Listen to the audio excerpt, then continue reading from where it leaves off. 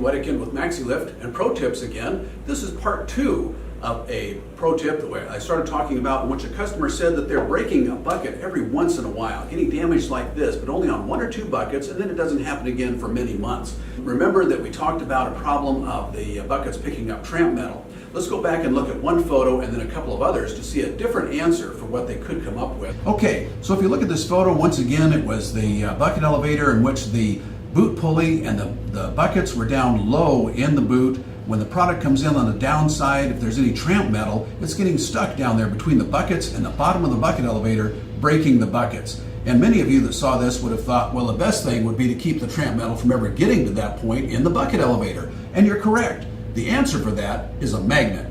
Let's go on to the next photo there.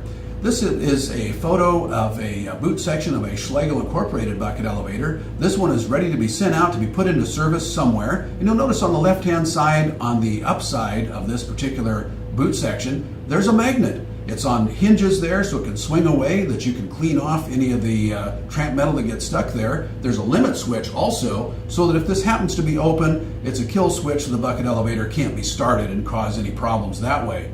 But these magnets can be made different sizes and different strengths, basically to be able to pull away any small or large bits of metal from whatever the thickness of the product going through, whether it's 2 inches or 4 inches or 6 inches, you can get them strong enough to be able to pull the metal away.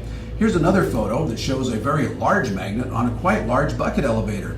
And you'll see that this is the full width there. It looks quite large, of course, because it's got to be able to pull product clear through a lot that's flowing past. Here's a side view, and you'll notice that this magnet has air cylinders as well as a turnbuckle there. Those are used to be able to lower and raise this into position. Magnets are extremely heavy, and it can be quite dangerous to move this by hand without the aid of these air cylinders and that turnbuckle. The air cylinders move it up and down, the turnbuckle gets it into tight position. But a magnet would take care of getting out the tramp metal before it ever gets there. Now, the next photo you'll see is the receiving leg in this facility in which they were having trouble back at that other bucket elevator.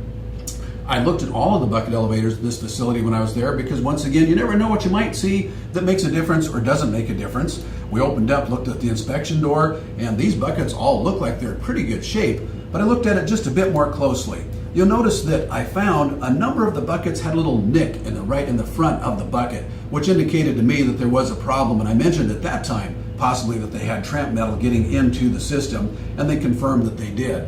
So the best thing would be to get it out before it ever gets to this bucket elevator at the inlet. When you consider how much it costs to replace buckets and the downtime and the labor, it would pay for a magnet very quickly. If you don't have magnets on your bucket elevators, now's the time to consider it. There are a lot of other things you can find out about bucket elevator maintenance, troubleshooting, and technical support. I would invite you to go to maxilift.com, check out our other pro tips, but also on our website you'll find product information, engineering information, and a lot of good other tools to help you out with your bucket elevators. I'm Dean Wedekind with Maxi Lift and Pro Tips.